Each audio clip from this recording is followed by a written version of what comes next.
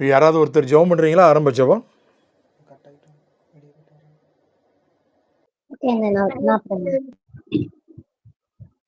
அன்பின் பரலோகத்தின் நல்ல தகப்பனே, பிதாவே உமக்கு நன்றி செலுத்துகிறோம் சுவாமி. இந்த நல்ல நேரத்துக்காய் நன்றி ஆண்டவரே. இந்த இரவு நேரத்திலையும் சுவாமி ஆண்டவரே, நாங்க கற்றுக்கொள்ள போகிற பாடங்களுக்காய் நன்றி சுவாமி.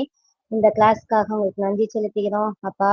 ஆண்டவரே, நாங்க இப்படியா ஆண்டவரே ஆன்லைன்ல படிக்கிறதுக்கு நீங்க கிருபை கொடுத்ததுக்காய் நன்றி செலுத்துகிறோம் சுவாமி. ஸ்தோத்திரிக்கிறோம் ஆண்டவரை. கற்றுக் கொடுக்குற அண்ணன் ஆசீர்வதிங்க சுவாமி.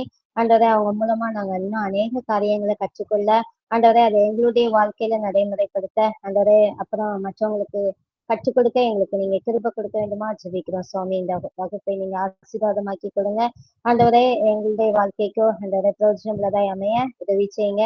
அண்ணனை இன்னும் ஆண்டவரை அநேகருக்கு ஆசீர்வாதமாய் பயன்படுத்த வேண்டுமா ஜெபிக்கிறோம். மீதியா நேரம் இந்த கருத்துல கொடுக்கிறோம், பொறுப்படுத்திக் கொள்ளுங்க. இயேசுவின் மூலம் ஜெபம் கேளு நல்ல பிதாவே, ஆமென். ஆமென். கர்த்தருக்கு ஸ்தோத்திரம்.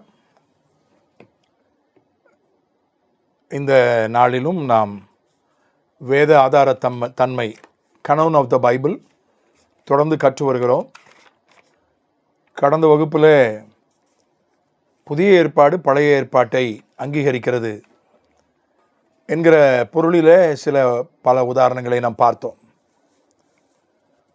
நான்காவது ஆதாரம் தேவனுடைய வார்த்தை, பைபிள் தேவனுடைய வார்த்தை என்பதற்கான நான்காவது ஆதாரம் ஆதி திருச்சபை கால எபிரேய எழுத்தாளர்களாகிய பிலோவும் ஜோசபஸும் கிரேக்க மொழியில் எழுதப்பட்ட புதிய ஏற்பாட்டை அங்கீகரித்துள்ளனர்.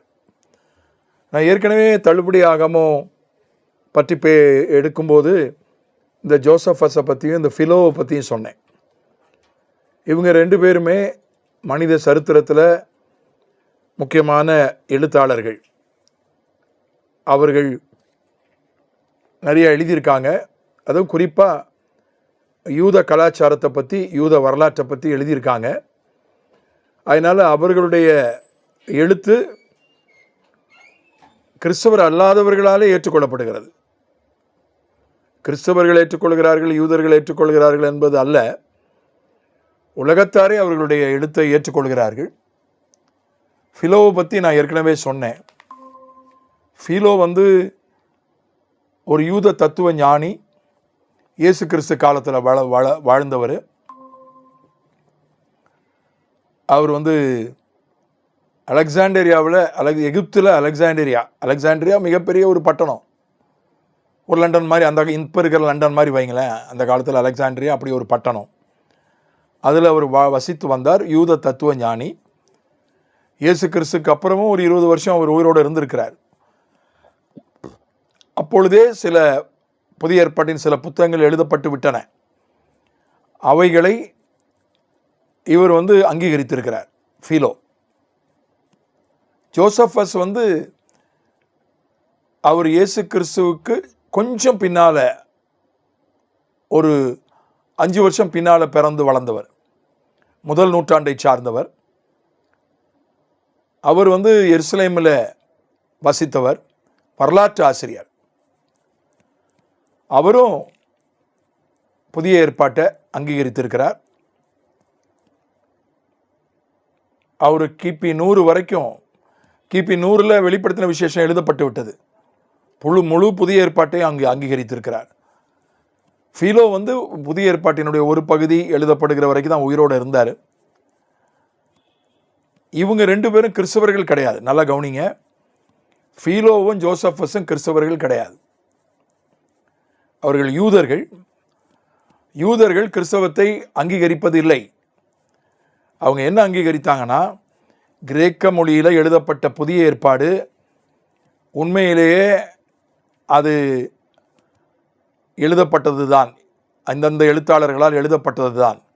மத்தேயு, மார்க்கு, லூக்கா, யோவான், பவுல் அந்தந்த எழுத்தாளர்களால் எழுதப்பட்டது தான் என்று அதை அவர்கள் அங்கீகரித்தார்கள்.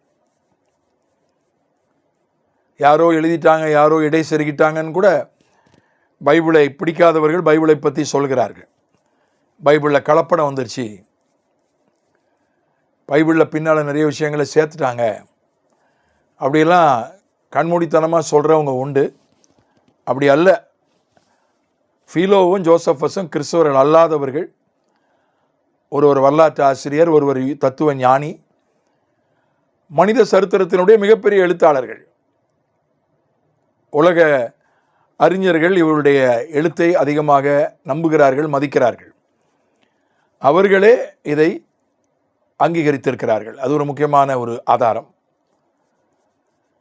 ரொம்ப முக்கியமான ஆதாரம். பைபிள், இப்போ நம்மெல்லாம் பைபிளை நம்புறதுக்கு இதான் வந்து காரணம். நமக்கு ஃபீலோவையும் தெரியாது, ஜோசஃபஸையும் தெரியாது.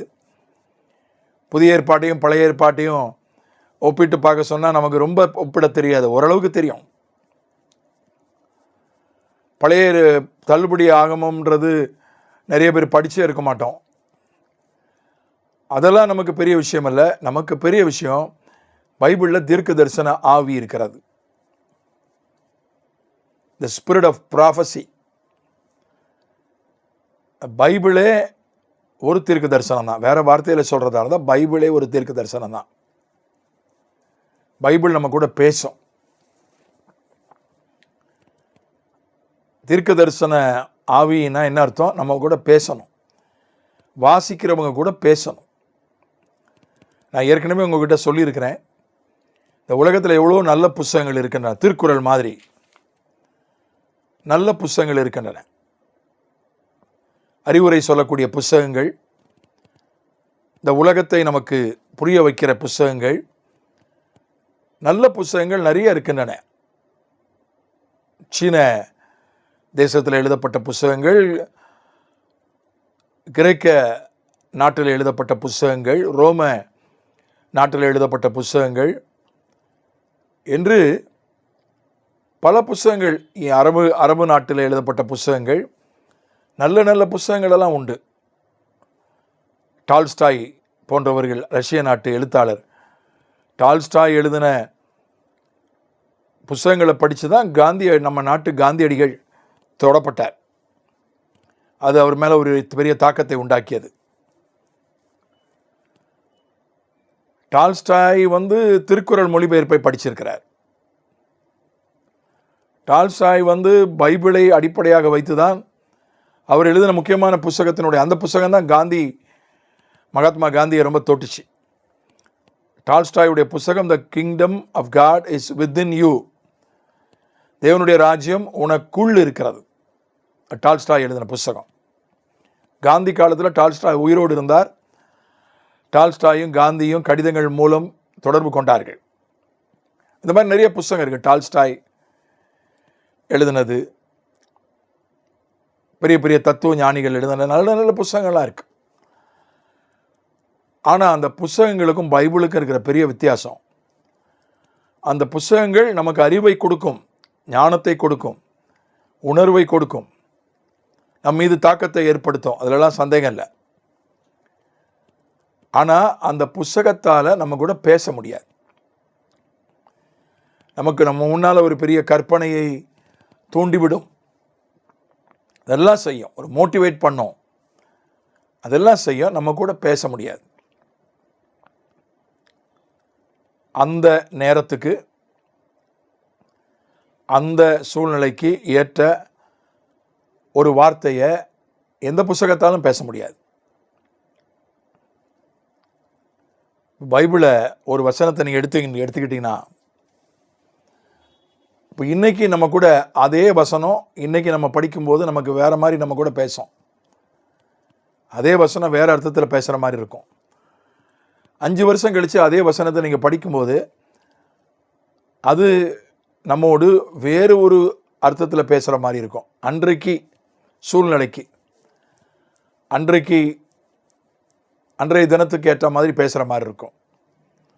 இதுதான் தீர்க்க தரிசனத்தின் ஆவின்னு சொல்கிறோம். இதுதான் தீர்க்க தரிசனம்னு சொல்கிறோம். பைபிளில் மிக முக்கியமான ஆதாரம், நம்மெல்லாம் பைபிளை நம்புறதுக்கான ஆதாரம் இதுதான். பைபிள் வந்து இயேசுவை பற்றி சாட்சி சொல்கிறது. இயேசு சொன்னார், வேத வாக்கியங்களை ஆராய்ந்து பாருங்கள், அவைகள் என்னை குறித்து சாட்சியிடுகின்றன என்று சொன்னார். பழைய ஏற்பாட்டில் இயேசுன்ற பெயரே கிடையாது. சில தீர்க்க தரிசனங்கள் இருக்கு. இயேசுவை பற்றி 300 தீர்க்க தரிசனம் இருக்கு பழைய ஏற்பாட்டில். அவர் ஒரு கன்னிகைக்கு பிறப்பார், அவர் பெத்லகேமிலே பிறப்பார், அவர் கையையும் காலையும் குத்துவார்கள், அவர் கொல்லப்படுவார், அவர் உயிரோடு எழுந்திருப்பார், அவர் வெண்ணெயையும் தேனையும் சாப்பிடுவார் 12 வயசு வரைக்கும். இந்த மாதிரி 300 தீர்க்க தரிசனங்கள் பழைய ஏற்பாட்டில் இயேசுவை பற்றி இருக்கின்றன. இயேசுன்ற பேர் கிடையாது, இம்மானுவேல்ன்ற பேர் இருக்குது பழைய ஏற்பாட்டில். இயேசுன்ற பேர் பழைய ஏற்பாட்டில் கிடையாது. இந்த மாதிரி தேவகுமாரனாய் பிறக்கப் போகிறவர், அவருக்கு இயேசு என்று பெயரிடுவார்கள், அந்த பேர் கிடையாது. இயேசுனாலும் யோசுவானாலும் ஒன்று தான். எபிரேய உச்சரிப்பு யோசுவா, கிரேக்க உச்சரிப்பு இயேசு, அவ்வளோதான். ரெண்டுக்குமே இரட்சகர்னு அர்த்தம். ஆனால் பிறக்கப் போகிற மேசியாவுக்கு இயேசு என்கிற பெயர் இருக்கும்னு பழைய ஏற்பாட்டில் கிடையாது. ஆனாலும் பழைய ஏற்பாடு என்ன செய்கிறது? இயேசுவை குறித்து சாட்சி கொடுக்கிறது. அதனால தான் அதுக்குள்ள தீர்க்க தரிசன ஆவி இருக்கிறது என்று நாம் சொல்லுகிறோம். வெளிப்படுத்தின விசேஷம் 19ஆம் அதிகாரம் 10ஆம் வசனம்.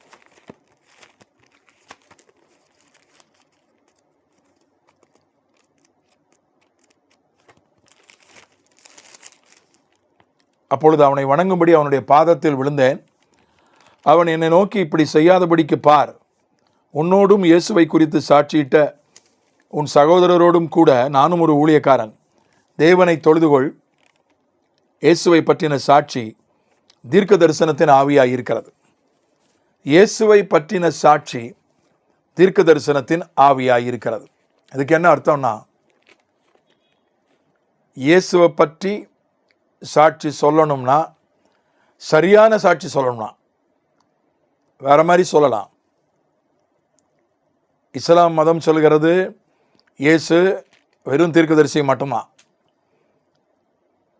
அவரை வார்த்தை என்று ஒத்துக்கொள்கிறது, கன்னிகைக்கு பிறந்தார்னு ஒத்துக்கொள்கிறது, அவரை தீர்க்கதரிசின்னு தான் சொல்லுது, அவர் தேவனுடைய குமாரன் என்று ஒத்துக்கொள்வதில்லை. சரியான சாட்சி இல்லை. அது மாதிரி எத்தனையோ பேர் சொல்றாங்க அவரும் ஒரு கடவுள் தான். எத்தனையோ கடவுளை கும்பிடுறேன், அவரையும் கும்பிடுறேன். அரசியல் தலைவர்கள் என்ன பண்றாங்க? எல்லாம் ஒண்ணுதான்றாங்க.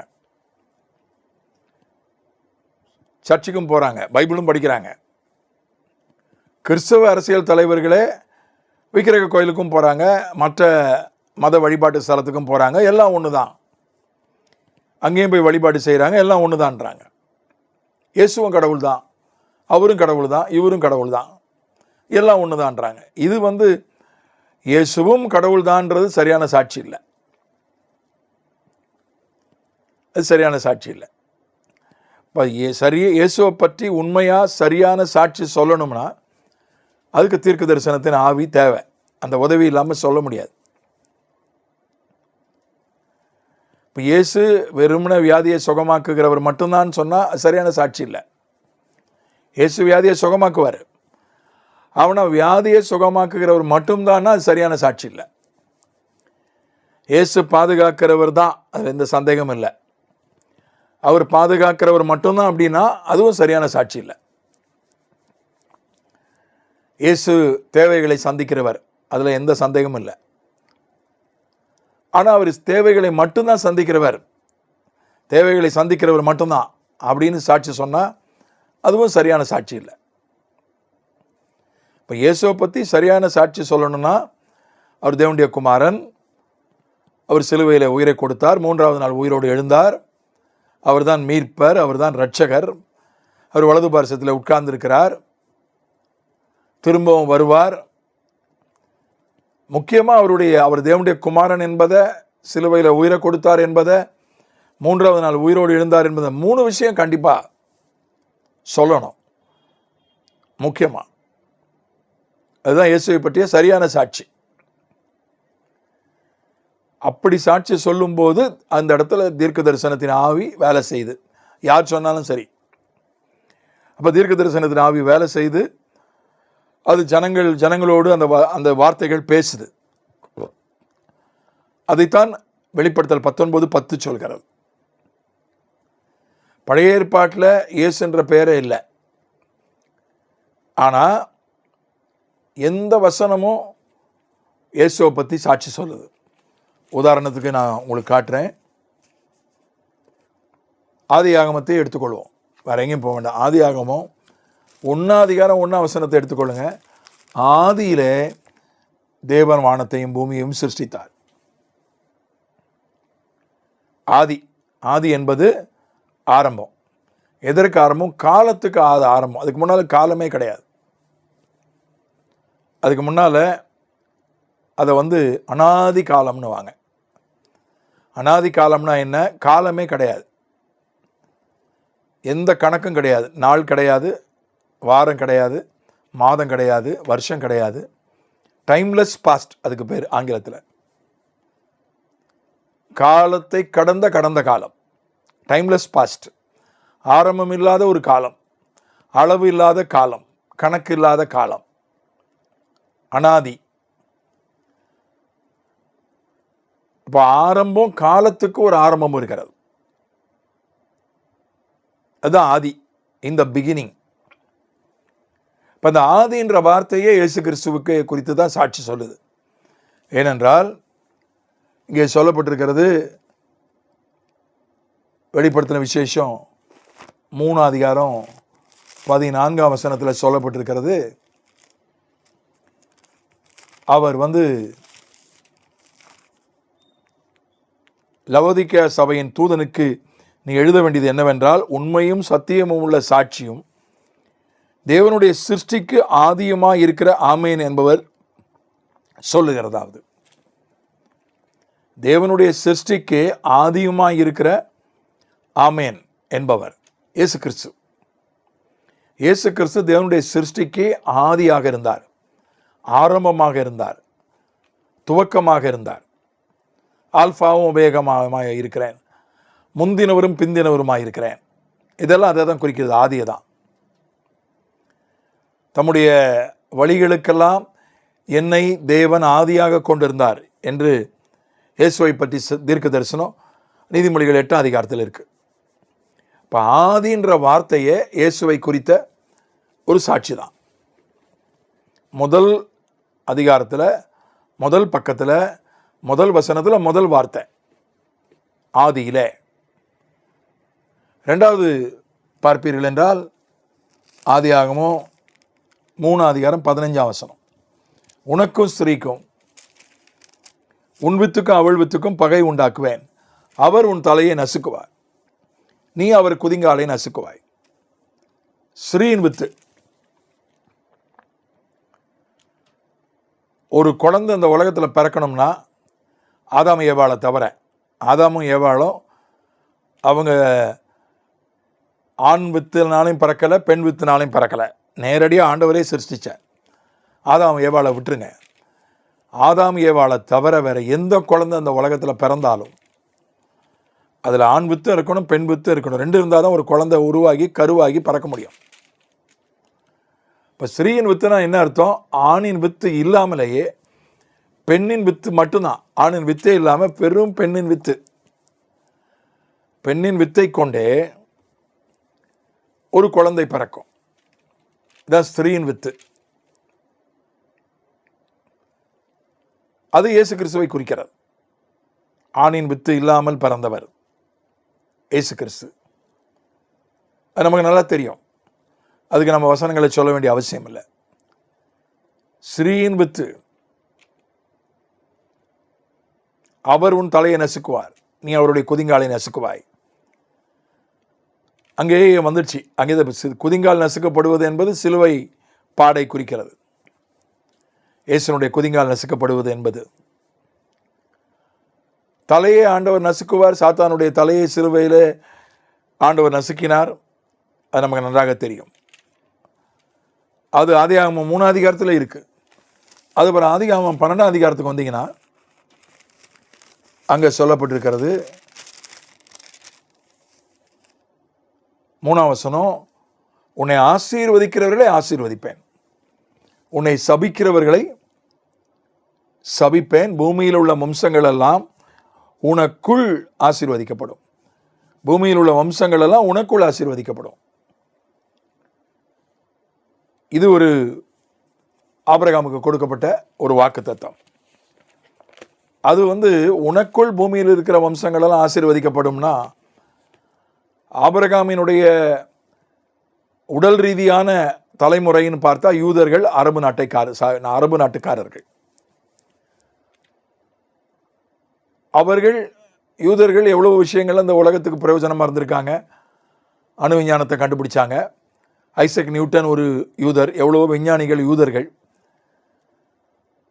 கார்ல் மார்க்ஸ், கம்யூனிசத்தை எழுதின கார்ல் மார்க்ஸ் யூதர். எவ்வளவோ தத்துவங்களை கொடுத்திருக்கிறார்கள். விஞ்ஞான கண்டுபிடிப்புகளை செய்திருக்கிறார்கள். உலகத்துக்கு பயன். அரபு நாட்டுக்காரங்களும் பெட்ரோல் அவங்ககிட்ட தான் இருக்குது. அது ஒரு பெரிய பயன்தான். ஆனால் பூமியின் வம்சங்கள் எல்லாம் உனக்குள் ஆசீர்வதிக்கப்படும். அது மறுபடியும் சொல்லும்போது உன் சந்ததிக்குள் ஆசீர்வதிக்கப்படும். பூமியின் வம்சங்கள் எல்லாம் உன் சந்ததிக்குள் ஆசீர்வதிக்கப்படும்னு ஆண்டவர் சொல்றார். அதை புதிய ஏற்பாட்டிலே பவுல் எடுத்து எழுதுகிறான். கலாத்தியர்ல 3:16 எழுதுகிறான். ஆபிரகாமுக்கும் அவன் சந்ததிக்கும் வாக்குத்தத்தங்கள் பண்ணப்பட்டன.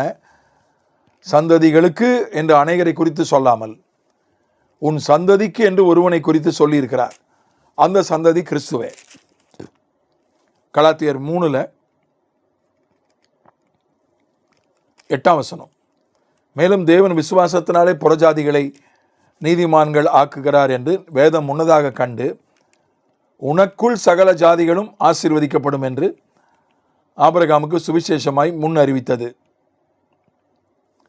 அதற்கான விளக்கம் தான் அதை மறுபடியும் கலாத்தியர் 3:8 பவுல் எடுத்து குறிப்பிட்டு விட்டு 16 அதுக்கு விளக்கம் சொல்றான். உனக்குள் ஆசீர்வதிக்கப்படும். அப்புறம் இன்னொரு இடத்துல சொல்றார் ஈசாக்குக்குள் ஆசீர்வதிக்கப்படும். அது அப்படியே போகுது. அதுக்கப்புறம் தாவீது உடைய சந்ததி, அந்த சந்ததியினால இந்த உலகத்துக்கு ஆசீர்வாதம் வரும். இப்போ அதெல்லாம் இயேசுவை பற்றிய தீர்க்க தரிசனம், இயேசுவை பற்றிய சாட்சி. ஆதியாகமத்தில் மட்டும் குறைஞ்சது 3, நான் உதாரணத்துக்காக 3 காட்டினேன். ஆனால் நிறைய இருக்கு இயேசுவை குறித்து சாட்சி கொடுக்கிற நிறைய விஷயங்கள் பழைய ஏற்பாட்டில் இருக்கு. 300 தீர்க்க தரிசனம் இருக்கு பழைய ஏற்பாட்டில். ஏற்கனவே சொன்ன மாதிரி இயேசுவை பற்றி மட்டும் 300 தீர்க்க தரிசனம் இருக்கு பழைய ஏற்பாட்டில். அடுத்த இந்த தீர்க்க தரிசன ஆவியிலேயே அடுத்த விஷயம் என்னன்னா, இந்த பைபிள் சொல்றது எல்லாம் நிறைவேறி இருக்கு. இந்த பைபிளில் 2500 தீர்க்க தரிசனம் இருக்கு. குறைஞ்சது இந்த பைபிளில் 2500 தீர்க்க தரிசனம் இருக்கு. அதில் 2000 தீர்க்க தரிசனம் நிறைவேறி விட்டது. அதில் ஒரு உதாரணத்துக்கு மட்டும் ஒரு 3 தீர்க்க தரிசனங்களை உங்களுக்கு நான் காட்ட போறேன். 2000 பைபிள் சொன்னதுல 2000 விஷயம் நிறைவேறி விட்டது. நாஸ்ட்ரடமஸ்ன்னு ஒருத்தர், நாஸ்ட்ரடமஸினுடைய தீர்க்க தரிசனங்கள்னு பிரபலமாக உலகத்தார் சொல்றாங்க. நாஸ்ட்ரடமஸ் ஒரு கிறிஸ்தவர் கிடையாது. அவர் ஒரு பிரான்ஸ் நாட்டை சார்ந்தவர். சுமார் 300, 400, 500 வருஷத்துக்கு முன்னால் வாழ்ந்தவர். அவர் ஒரு கிறிஸ்தவர் கிடையாது. பரிசுத்த ஆவியால் அவர் எதுவும் சொல்லலை, வருங்காரியங்களை சொல்லலை. அவர் ஒரு விடுகதை மாதிரி, ஒரு கவிதை மாதிரி எழுதி வச்சார். அவர் என்ன பண்ணுவார்னா, அவர் வெத்தலையில் மை போட்டு பார்க்குற மாதிரி தண்ணீரில் பார்ப்பார். தண்ணீரில் உத்து பார்க்கும்போது அவர் தண்ணீரில் அவருக்கு உருவங்கள் தெரியும். அதை அவர் நடக்க போகிறது அது தண்ணீரில் அவருக்கு தெரியும். அதை அவர் எழுதி வைத்தார் கவிதைகளாக, விடுகதைகளாக. நாஸ்ட்ரடமஸ் கிறிஸ்தவர் என்று சிலர் நினைத்துக் கொண்டிருக்கிறார்கள். ஊழியக்காரர்களை கூட சிலர் நினைத்துக் கொண்டிருக்கிறார்கள். அது சரியல்ல. அவர் வேறு ஒரு ஆவியால் விஷயங்களை எழுதி வச்சார். ஆனால் அதை படித்தா புரியாது. நடந்து முடிஞ்ச பிறகு தான் புரியும். ஒன்று கூட முன்னால் புரியாது. நடந்து முடிஞ்ச பிறகு தான் புரியும். இப்போ 2500 தீர்க்க தரிசனங்கள் இருக்குது. 2000 நிறைவேறிடுச்சு, 500 தான் மீதி இருக்குது. இந்த 500 நம்ம வியாக்கியானம் பண்ணுறோம். 500 வேத பண்டிதர்கள் வியாக்கியானம் பண்ணிட்டாங்க. இந்த 500க்கும் இதான் அர்த்தம், இப்படி தான் நடக்கும். சிலருக்கு கருத்து வேறுபாடுகள் உண்டு. ஒரே தீர்க்க தரிசனத்தை 2-3 தடவை விதமாக வியாக்கியானம் பண்ணுறவங்க இருக்காங்க, அது வேறு விஷயம். ஆனால் வியாக்கியானம் பண்ணிட்டாங்க. அது அப்படி தான். கருப்பு குதிரை வரும்னா பஞ்சம் வரும், உலகளாவிய ஒரு பஞ்சம் வரும், உலகளாவிய ஒரு பொருளாதார நெருக்கடி வரும் என்று அதுக்கு அந்த உலகளாவிய பொருளாதார நெருக்கடியில் உலகத்தினுடைய ஒரு பெரிய பகுதி, பல கோடி மக்கள் செத்து போவாங்க. அது வியாக்கியானம் பண்ணியாச்சு. அது இனி நடக்க போகுது. உபத்திரவ காலத்தில் சபை எடுத்துக்கொள்ளப்பட்ட பிறகு கிறிஸ்துவின் வருகைக்கு பின்னால் நடக்க போகுது. அது மாதிரி ஒன்றையும் வியாக்கியானம் பண்ணியாச்சு. ஆனால் நாஸ்ட்ரடமஸுடைய புஸ்தகங்களை வியாக்கியானம் பண்ணலை. ஏன்னா அது விடுகதையாக இருக்குது, கவிதையாக இருக்குது. நடந்த பிறகு தான் சொல்கிறாங்க அவர் எப்படி எழுதி வச்சிருக்கிறாரு அப்படின்னு. உதாரணத்துக்கு ஒரு ஒரு கவிதை எழுதியிருக்கார், ஒரு விடுகதை. 5 ஆறுகள் பாய்கிற ஒரு இடத்துல இருந்து ஒருவர் எழும்புவார், தலையில் தலப்பா கட்டியிருப்பார். அவர் ஒரு பெரிய நாட்டை ஆளுவார். இப்படி ஒரு கவிதை இருக்கு. மன்மோகன் சிங் இந்தியாவினுடைய பிரதமர் ஆன பிறகுதான் சொல்கிறாங்க, ஆமாம் அது அவருக்கு தான். ஏன்னா 5 ஆறுகள் ஓடுகிற பிரதேசம் என்பது பஞ்சாபில் 5 ஆறு ஓடுது. மன்மோகன் சிங் தலையில் தலப்பா கட்டியிருந்தார், அது அவரை தான் குறிக்குது அப்படின்னு சொன்னாங்க. முன்னாலே அவங்க சொல்லலை, யாருமே சொல்லலை. நாஸ்ட்ரடமஸினுடைய ஆதரவாளர்கள் யாருமே சொல்லலை இந்த 5 ஆறு ஓடுறது பஞ்சாப்பை தான் குறிக்குது, பஞ்சாப்காரர் ஒருத்தர் ஒரு நாட்டை ஆளுவார்னு அவங்க சொல்லவே இல்லை. நடந்து முடிஞ்ச பிறகு தான் சொன்னாங்க. நாஸ்ட்ரடமஸுடைய தீர்க்க தரிசனம் இப்படி தான். அதுதான் உலக புகழ் பெற்றது, நாஸ்ட்ரடமஸ் தான். அதே மாதிரி உலகத்திலேயே அதிகமாக சரியாக சொன்ன ஆள், கிறிஸ்தவர் அல்லாத ஒரு ஒரு ப்ரெடிக்ஷன், வருங்காரியங்களை முன்னுரைக்கிறவர், கிறிஸ்தவர் அல்லாதவரில் சொன்னதில் அதிகமாக சரியாக நடந்தது, சக்ஸஸ் ரேட்டு யாருக்குன்னா ஜீன் டிக்சன் ஒரு அம்மா, அமெரிக்காவை சார்ந்தவர்கள். 1960களில் அவங்க உயிரோடு இருந்தாங்க. ஜீன் டிக்சன் அந்த அம்மா பேர். அவங்க சொன்னதில் பாதி நடந்திருக்கு, பாதி நடக்கலை. அமெரிக்காவினுடைய ஜனாதிபதி ஜான் கென்னடி எந்த நாளில் எங்கே வைத்து அவர் கொல்லப்படுவார் என்று கரெக்டாக சொன்னாங்க. அது கரெக்டாக அந்த தேதி அந்த இடத்துல ஜான் கென்னடி அமெரிக்க ஜனாதிபதி கொல்லப்பட்டார். அவங்க சொன்னதில் பாதி நடக்கலை, பாதி நடந்துச்சு. ஏன்னா அவங்க பரிசுத்த ஆவியால் சொல்லலை, வேறு ஆவியால் சொன்னாங்க. பைபிள் அப்படி இல்லை, இது பரிசுத்த ஆவியால் எழுதப்பட்டிருக்கு. இந்த பைபிள் சொன்னது அப்படியே நடந்திருக்கு. 2000 விஷயங்கள் நடந்திருக்கு. இன்னும் 500 விஷயம் இன்னும் நடக்கலை, இன்னும் பாக்கி இருக்கு. அதில் ஒரு 3 மட்டும் உங்களுக்கு உதாரணத்துக்கு நான் சொல்கிறேன். ஒன்று கோரேஸ்னு ஒரு ராஜா. அவன் தான் நெகேமியா காலத்தில் தேவ ஆலயத்தை கட்டுவதற்கு உத்தரவு கொடுத்தவன். அவன் யூதன் கிடையாது, அவன் ஒரு பெர்சியன். இன்றைய ஈரான் நாடு, பெர்சியானா இன்றைய ஈரான் நாடு. பார்த்தீங்களா, ஈரான் நாடு எவ்வளவு ஒத்து போகாமல் எவ்வளவு குழப்பத்தை உண்டாக்குகிறது. பேச்சுவார்த்தை நடத்தி ஒரு ஒப்பந்தத்துக்குள்ளே வந்த பிறகும் ஒப்பந்தத்தை மீறி கப்பல்களை தாக்குகிறார்கள். இப்போ அந்த ஒப்பந்தமே இப்போ அந்தத்தில் நிற்குது. அந்த நாடு, அதுக்கு பழைய பேர் பெர்சியா. அந்த நாட்டினுடைய அதுதான் பெரிய பேரரசு. 127 நாடுகள், இந்தியாவின் ஒரு பகுதியும் சேர்த்து 127 நாடுகளை கொண்ட பேரரசு. அந்த பேரரசுக்கு கோரேஸ்ன்னு ஒருத்தன் ராஜாவாக வரான். அவன் தான் நெகேமியாவுடைய ராஜா. நெகேமியாவுக்கு ஆலயம் கட்டுவதற்கு உத்தரவு கொடுத்து உதவி செய்தவன் அவன்தான். இந்த கோரேஸ் பிறக்கிறதுக்கு 150 வருஷத்துக்கு முன்னாலேயே, இதெல்லாம் சரித்திரத்தில் இதெல்லாம் இடம்பெற்றிருக்கிறது. கோரேஸ் பிறக்கிறதுக்கு 150 வருஷத்துக்கு முன்னாலே அவனுடைய பேரை சொல்லி தீர்க்க தரிசனம் பைபிளில் எழுதப்பட்டிருக்கு. ஏசாயா 44 அதிகாரம் 28 வசனம்.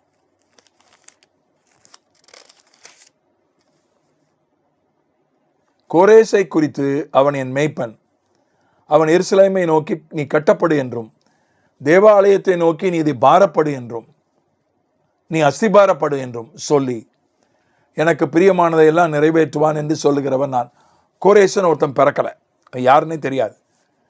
ஏசாயாவை கொண்டு ஆண்டவர் தீர்க்க தரிசனம் சொல்றாரு. 150 வருஷத்துக்கு முன்னால கோரேஸ் ராஜா பிறக்கிறதுக்கு 150 வருஷத்துக்கு முன்னால கோரேஸ் ஒருத்தன், அவன் என்னுடைய மேய்ப்பன், அவன் எருசலேமை கட்டுவான், தேவாலயத்துக்கு அஸ்திபாரம் போடுவான்.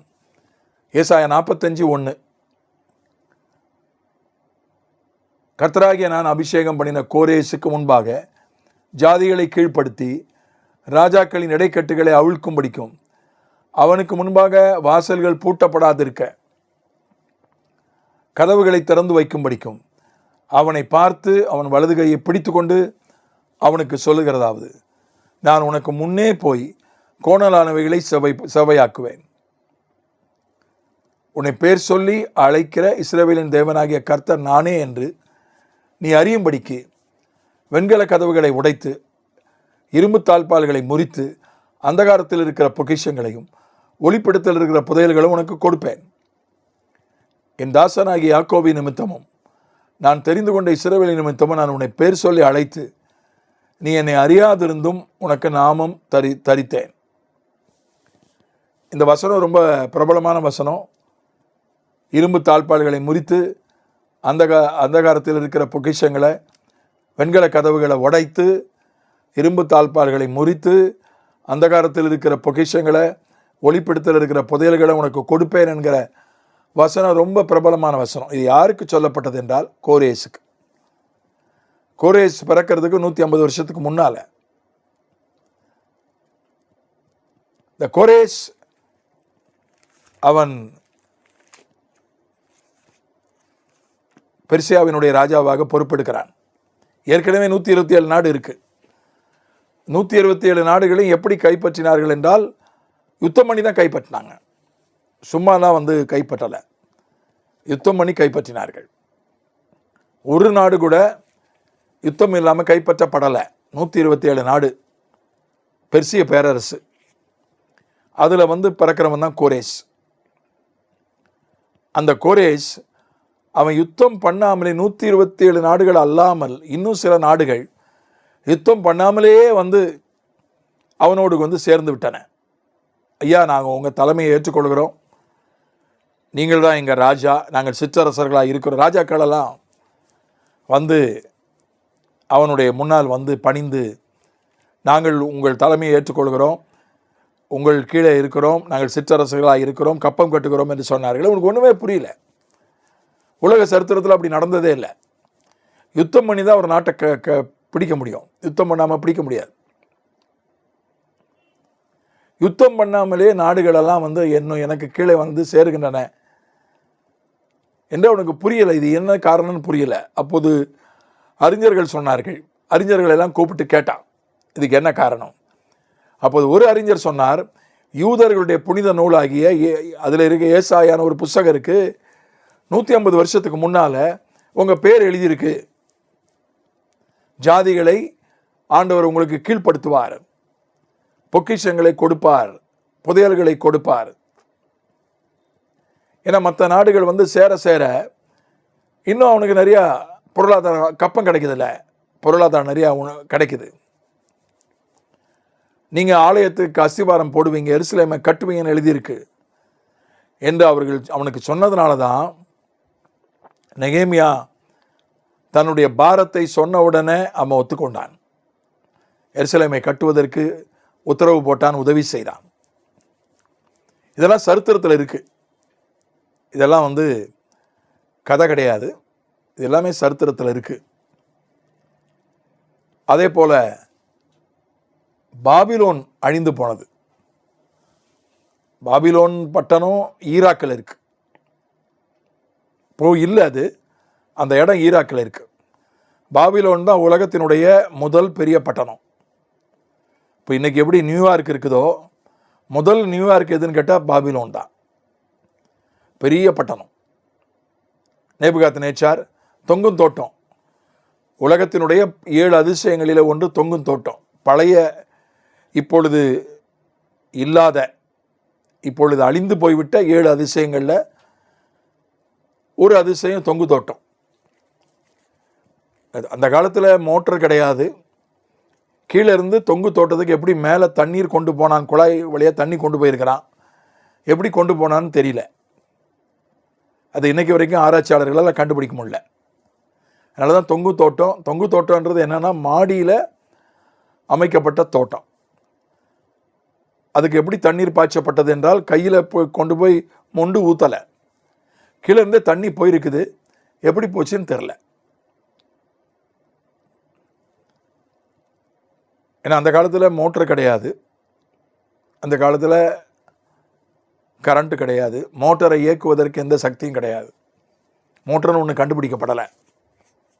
பம்பு தண்ணியை மேலே ஏற்றி மேலே ஓவர் டேங்கில் ஏற்றி அங்கேருந்து அதுக்கப்புறம் தண்ணீர் பாய்ச்சறது, அந்த மாதிரி ஒரு நுட்பம் அப்போ கிடையாது, டெக்னாலஜியே கிடையாது. அதுதான் பாபிலோன் பட்டணம். இந்த பாபிலோன் பட்டணம் அழிஞ்சு போயிடும். அது ஓஹோன்னு இருக்கு, அது வந்து ஓஹோன்னு இருக்கும்போதே அது அழிஞ்சு போயிடும்னு பைபிள் தீர்க்க தரிசனம் சொன்னது. ஏசாயா 44:28.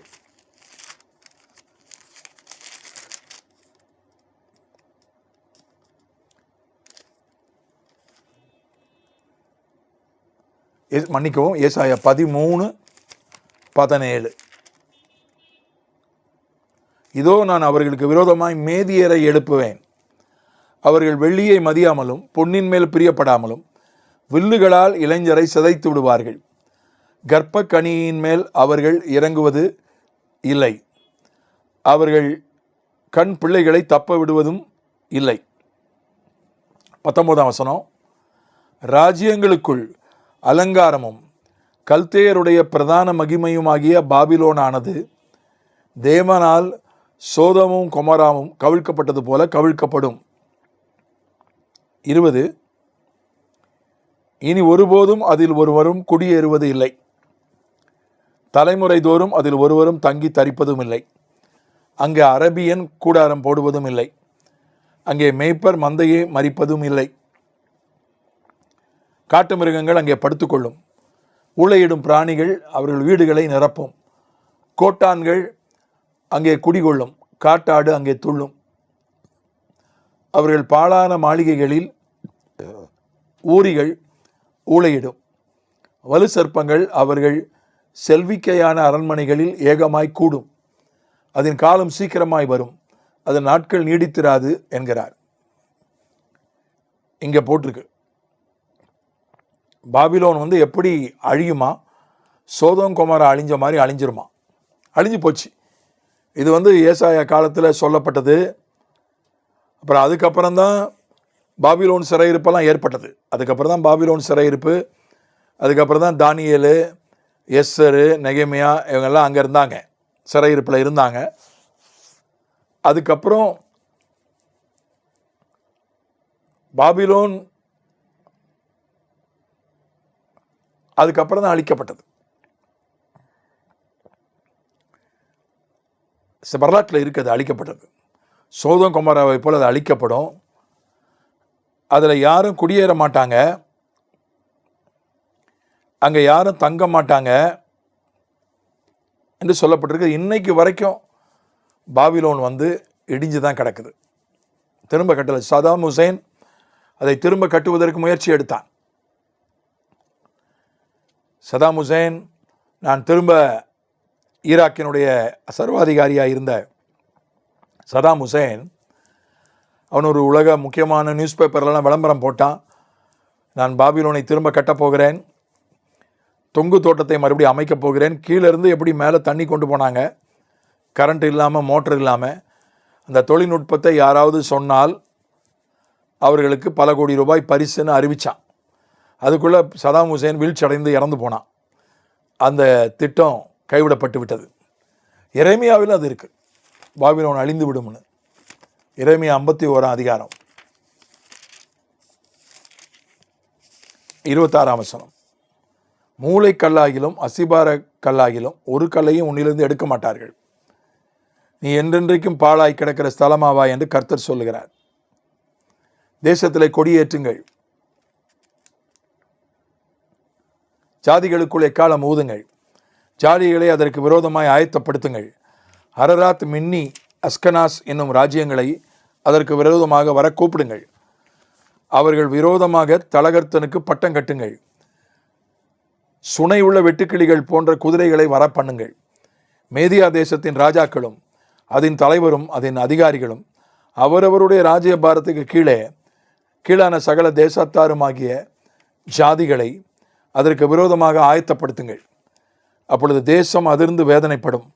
பாபிலோன் தேசத்தை குடியில்லாதபடி பாழாக்க பாபிலோனுக்கு விரோதமாய் கர்த்தர் நினைத்தவைகள் நிலைக்கும். பாபிலோனின் பராக்கிரமசாலிகள் யுத்தம் பண்ணாமல் கோட்டைகளில் இருந்து விட்டார்கள். அவர்கள் பராக்கிரமம் அழிந்து பேடிகள் ஆனார்கள். அதன் வாசஸ்தலங்களை கொளுத்தி போட்டார்கள். அதன் தாழ்பால்கள் உடைக்கப்பட்டது. தொடர்ந்து நிறைய வசனம் இருக்குது, எல்லாத்தையும் நான் படிக்க போகிறதில்ல. 43ஆம் வசனம் வரைக்கும் இருக்கு. சமுத்திரம் பாபிலோன் மேல் புரண்டு வந்தது. 42, அதன் அலைகளின் திரட்சியினால் அது மூடப்பட்டது.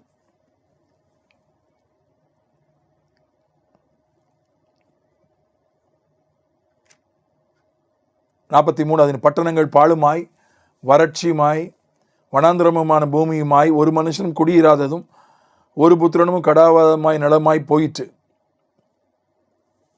பாபிலோன் அழிக்கப்படும் என்பதை தீக்கொளுத்தப்படும், கடலும் வந்து மூடிக்கொள்ளும். வரலாற்றில் அது அப்படி நடந்துச்சு.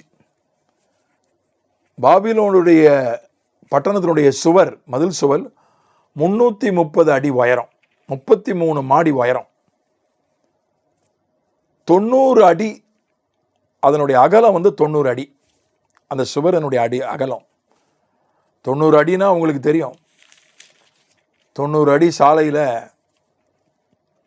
தாராளமாக என்ன செய்யலாம், இருவழி சாலை மாதிரி தான், வண்டிகள் வரலாம் போகலாம். 100 அடி ரோடுனாலே அது பெரிய விஷயம் நம்ம ஊரில். 90 அடி அகலம், அவ்வளோ பெரிய சுவரதனுடைய அகலம். அதனுடைய திக்னஸ்ஸு, சுவரனுடைய பட்டணத்து சுவரனுடைய பருமன், அது மேலே ரதங்கள் ஓடலாம்.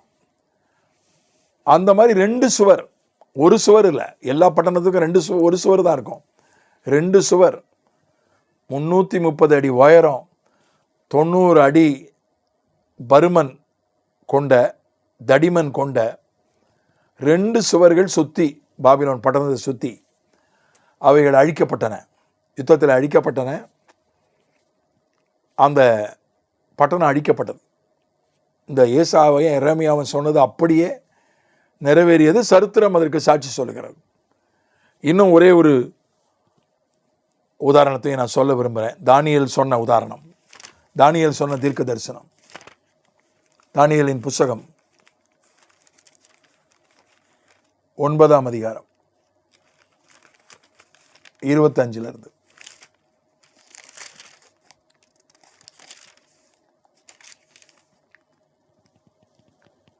இப்போதும் நீ அறிந்து உணர்ந்து கொள்ள வேண்டியது என்னவென்றால், எருசலேமை திரும்ப எடுப்பித்து கட்டுவதற்கான கட்டளை வெளிப்படுவது முதல் பிரபுவாகிய மேசியா வரும் மட்டும் 7 வாரமும் 62 வாரமும் செல்லும்.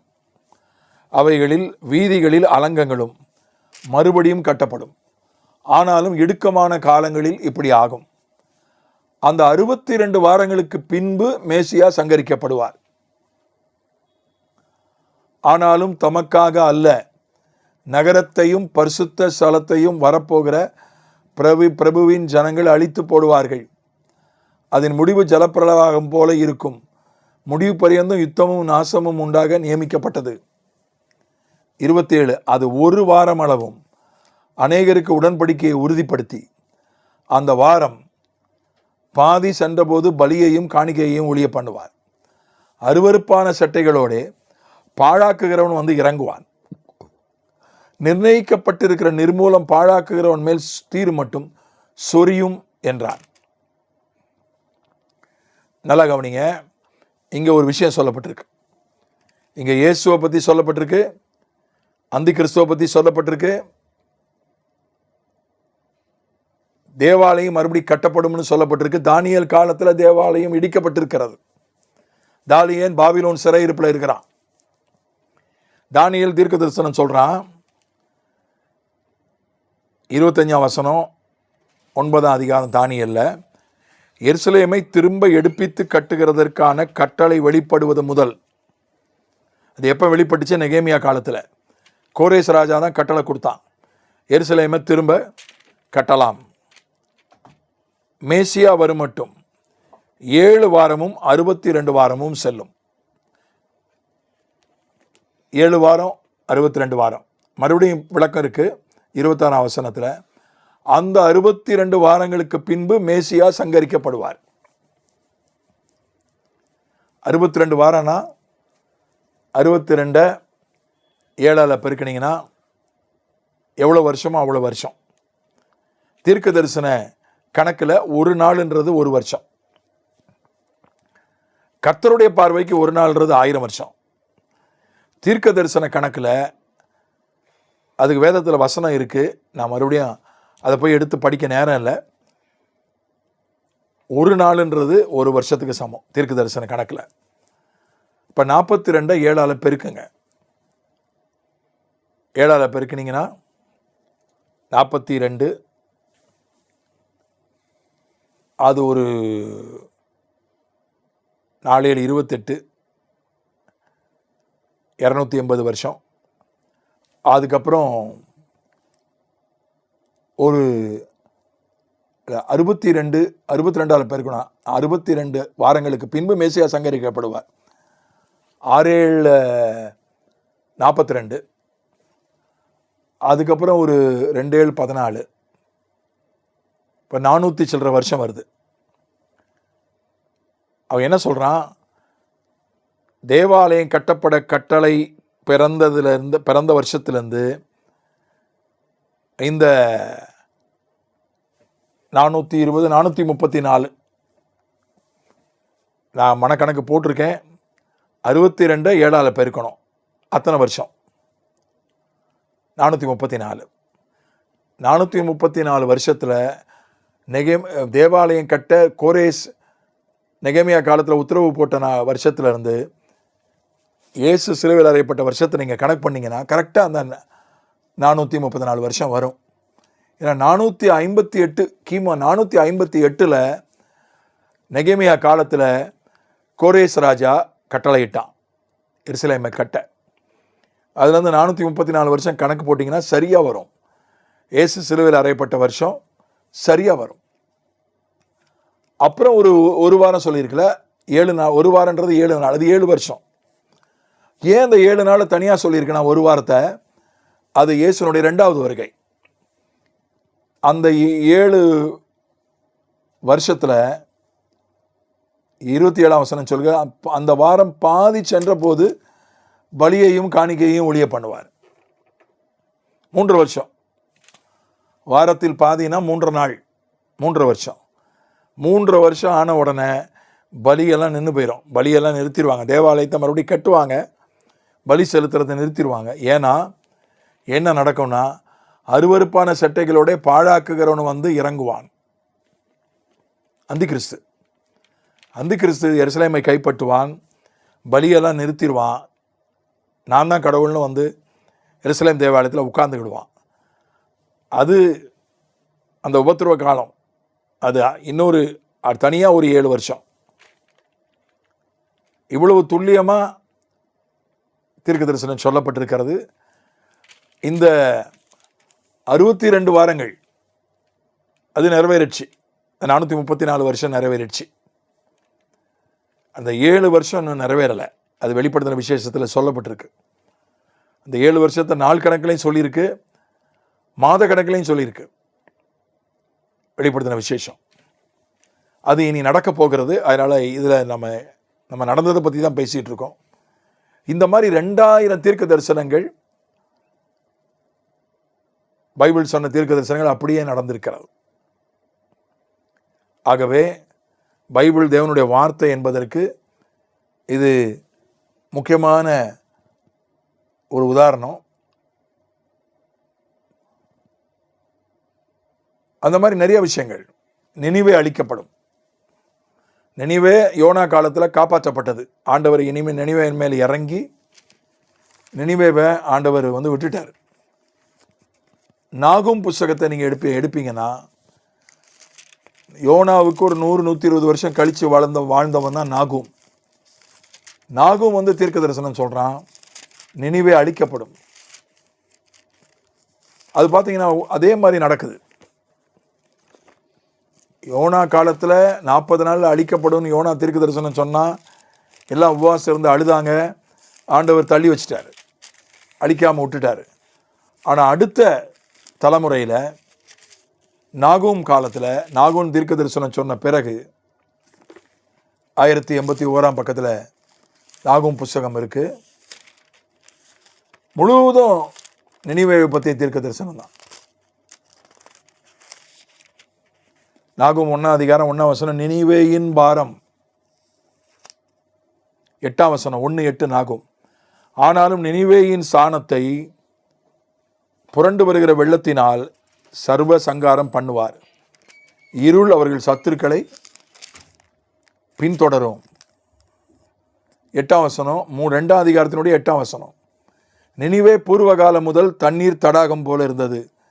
இப்போதோ அவர்கள் ஓடி போகிறார்கள். நெல்லுங்கள் நெல்லுங்கள் என்றாலும் திரும்பி பார்க்கிறவன் இல்லை. அதே போல நினிவே அழிக்கப்பட்டது.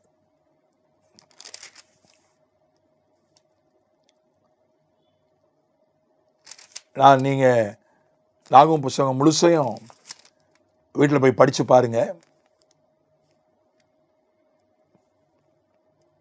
7 வசனம் 3 அதிகாரத்தில் அப்பொழுது உன்னை காண்கிறவன் எல்லாம் நினிவே பாழாய் போயிற்று, அதற்காக புலம்புகிறவர் யார்? ஆறுதல் சொல்லுகிறவர்களை உனக்கு எங்கே தேடுவேன் என்று உன்னை விட்டு ஓடி போவான். நதிகள் மத்தியில் இருந்த நோ அம்மோனை பார்க்கிலும் நீ சிரேஷ்டமோ? அதை சுற்றிலும் தண்ணீர் இருந்தது. சமுத்திரம் அதன் அரணும், சமுத்திரக்கால் அதில் மதிலுமாய் இருந்தது. அதை பற்றி அப்படியே சொல்லப்பட்டிருக்கிறது.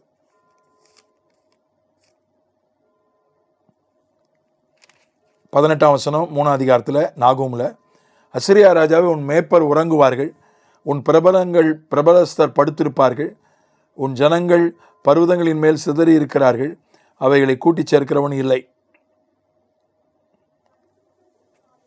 இந்த நினிவே பட்டணம் அழிக்கப்படும் என்று மிக தெளிவாக சொல்லப்பட்டது. யோனா காலத்தில் மனம் திரும்பின மாதிரி இவங்க மனம் திரும்பலை. சரித்திரத்தில் அதே போல் நினிவேவும் பெரிய பட்டணம் தான். அது அசீரிய பேரரசினுடைய தலைநகரம். அதையும் சொல்லலாம். அது ஒரு பெரிய ஒரு சைனா மாதிரி வச்சுக்கிடுங்களேன். அது ஒரு பெரிய பேரரசு தான், அசிரிய சாம்ராஜ்யம். அதனுடைய தலைநகரம் தான் நினிவே. அதுவும் அழிக்கப்பட்டது. நினிவே பட்டணம், பாபிலோன், நினிவே பட்டணங்களெல்லாம் அழிக்கப்படும் யாரும் கனவுல கூட கற்பனை பண்ணி பார்க்கல. ஏன்னா அவ்வளவு பாதுகாப்போடு, அவ்வளவு அன்றைக்கு இருக்கிற தொழில்நுட்பத்தோடு பாதுகாப்பாக கட்டப்பட்ட பட்டணங்கள், ஆனால் அழிக்கப்பட்டன. அதனால் இந்த மாதிரி நிறையா தீர்க்க தரிசனங்கள், 2000 தீர்க்க தரிசனங்கள் நிறைவேறி இருக்கின்றன. இன்னும் 500 இருக்கு, நிறைவேறி கொண்டிருக்கின்றன. அதனால் பைபிள் தேவனுடைய வார்த்தை என்பதற்கு இது மிகப்பெரிய ஒரு ஆதாரம். தொடர்ந்து நாம் அடுத்த வகுப்பில் பார்ப்போம். நம்ம ஜெபிக்கலாம். பிதாவே, இயேசுவின் நாமத்தில் இந்த வகுப்புக்காய் நன்றி, வந்தவர்களுக்காய் நன்றி.